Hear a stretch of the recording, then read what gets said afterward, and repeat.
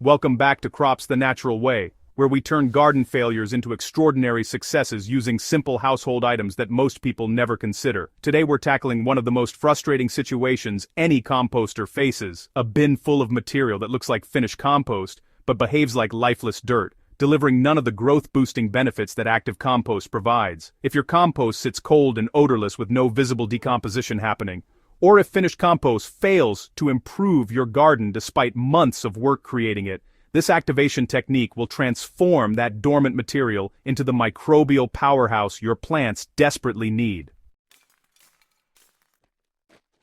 Dead compost reveals itself through unmistakable signs that distinguish it from the living material that drives extraordinary plant growth. The pile never generates heat, even when you turn it and expose fresh surfaces to oxygen, indicating that microbial populations have crashed or gone dormant, rather than actively breaking down organic matter. The smell offers another critical clue, with vibrant compost producing a rich, earthy aroma reminiscent of forest floors, while dead material smells like nothing or worse, like dust and stale dirt. Insect activity provides the final indicator, with healthy compost hosting visible populations of beetles, worms, and other decomposers, while dormant piles sit empty, except perhaps for occasional ants treating it as inert nesting material. This dormancy represents a massive lost opportunity because compost derives its value not from the organic matter itself but from the billions of beneficial microorganisms that colonize that matter and continue their work after application to garden beds. Dead compost contains the physical structure and some residual nutrients but lacks the biological component that drives nutrient cycling, disease suppression, and soil aggregation in living systems. Plants growing in beds amended with dormant compost show minimal response compared to those receiving active material, with the difference stemming entirely from microbial populations that either thrive or remain absent. The question becomes not whether to discard this material, but rather how to resurrect the biological activity that transforms inert organic matter into a growth catalyst. Baking soda, known chemically as sodium bicarbonate, serves as the activation key that awakens dormant compost by addressing the pH imbalances and creating the buffered environment where beneficial microorganisms proliferate. Many compost piles go dormant because they become too acidic during decomposition, with acids produced by initial bacterial activity killing off the diverse microbial populations needed for complete breakdown and humus formation. This acidification happens when nitrogen-rich materials dominate the pile or when insufficient aeration allows anaerobic conditions to develop, creating an environment where only acid-tolerant microbes survive, while beneficial species that plants depend on die off or form resistant spores. So, the science behind baking soda activation really centers on its ability to neutralize excess acidity without overshooting into alkaline territory, which, creates those neutral to slightly alkaline conditions where all sorts of microbial communities can thrive. When you dissolve baking soda in water and apply it to acidic compost, sodium bicarbonate reacts with hydrogen ions that create acidity-forming carbon dioxide, water, and sodium salts. These salts actually buffer the pH upward into the range where bacteria, fungi, and actinomycetes all function at their best. This pH adjustment happens gradually, rather than shocking the system, allowing dormant microorganisms to resume their activity, while spores germinate and begin colonizing the newly hospitable environment. Research on compost activation has shown that pH correction alone can increase microbial respiration by, 3 to 5 times within 72 hours, with populations continuing to expand as conditions stabilize. The transformation from dead to living compost becomes visible within just a few days, as microbial populations, really explode in response to those improved conditions. The pile starts generating heat as billions of microorganisms consume organic matter and release energy through their metabolic processes, with temperatures rising from ambient to, sometimes, 100 to 120 degrees Fahrenheit in well-insulated piles. The smell shifts from kind of neutral or musty to the rich, earthy aroma that signals active decomposition and humus formation.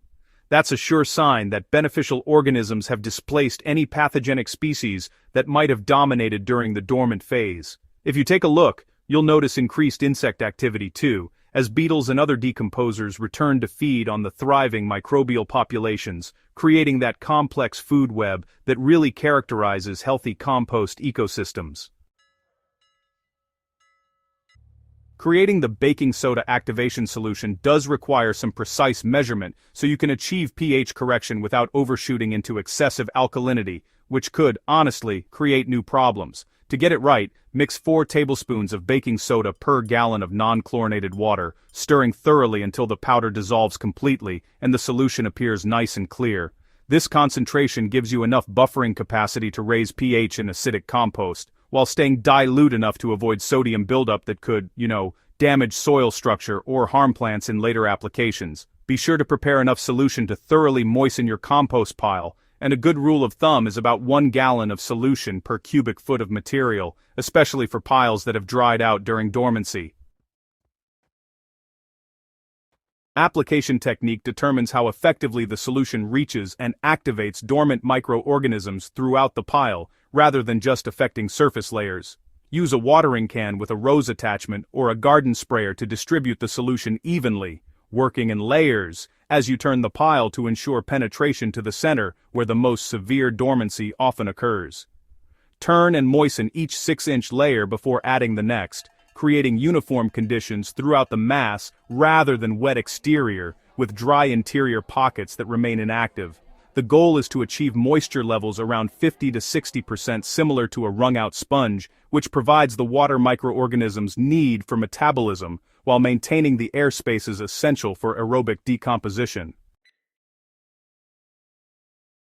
The timeline for reactivation varies based on initial conditions and ambient temperature, with noticeable changes appearing within 3 to 7 days under favorable circumstances. Monitor the pile daily during the first week, checking for temperature increase, smell development, and visible changes in material texture as decomposition resumes.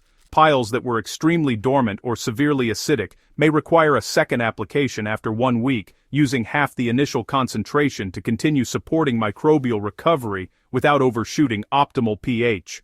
Once activity resumes and stabilizes, maintain the pile with regular turning and moisture management, avoiding the conditions that caused initial dormancy, and ensuring sustained biological function until the material reaches finished compost stage.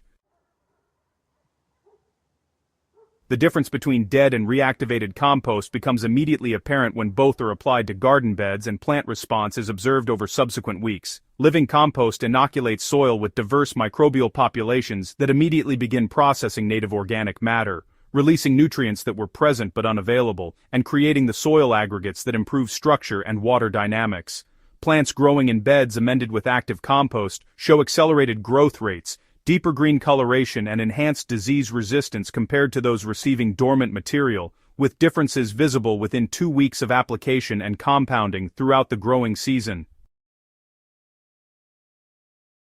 The nutrient cycling advantage of living compost, goes way beyond just the direct nutrients it contains. It actually includes the ongoing mobilization of elements that are already present in the soil, but they're kind of locked away in forms that plants can't use.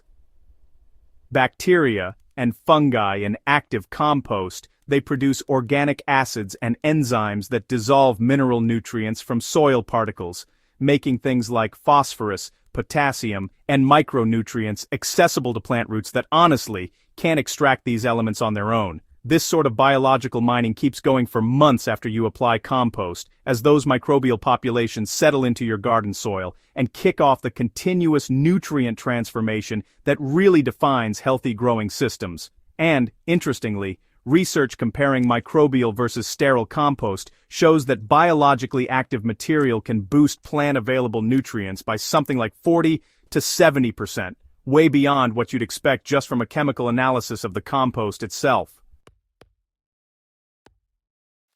Water retention and disease suppression represent additional benefits that only living compost provides, with both stemming from microbial activity rather than the physical properties of organic matter. Beneficial bacteria produce sticky compounds that glue soil particles into aggregates with both large pores for drainage and small pores for water storage, creating the balanced structure where roots thrive and drought stress decreases. Disease suppression occurs as diverse microbial populations outcompete pathogens for resources and space while producing compounds that directly inhibit disease organisms, creating a protective shield around roots that chemical fungicides just can't match. Gardens amended with reactivated compost show measurably lower disease incidence and greater stress tolerance, with these benefits persisting as long as microbial populations remain active and diverse. The baking soda activation technique represents just one approach to resurrecting dormant compost, with other natural activators offering complementary benefits that adventurous gardeners can explore. Molasses provides simple sugars that feed bacterial populations while supplying trace minerals. Compost tea introduces diverse microorganisms from active sources, and even urine diluted 10:1 with water adds nitrogen and moisture that can jumpstart dormant piles. The key across all activation methods is addressing whatever factor caused dormancy, whether pH imbalance, moisture deficit, or nutrient limitation, and providing conditions where beneficial organisms can resume the work of transformation. Monitoring your compost becomes second nature once you understand the indicators of biological activity, with regular observation allowing you to catch and correct dormancy before it becomes entrenched. Check your pile weekly during active composting, noting temperature, smell, and visible decomposition progress as guides to system health. Any decline in these indicators signals the need for intervention, whether turning for aeration, moisture adjustment, or pH correction with baking soda solution. This proactive approach prevents the complete dormancy that requires intensive reactivation, maintaining the biological momentum that produces finished compost in weeks rather than months. Subscribe to Crops the Natural Way for continued exploration of simple solutions that transform garden challenges into opportunities for improvement and learning. Share your compost activation results and discoveries about what works in your climate and with your materials, helping fellow gardeners avoid the frustration of dead compost and dormant piles. Together, we're building knowledge that honors the biological foundation of healthy growing systems, proving that success comes from working with natural processes rather than against them. Your dormant compost holds untapped potential, waiting for the activation that baking soda provides, so mix your solution and prepare to witness the transformation that living soil creates in every plant you grow.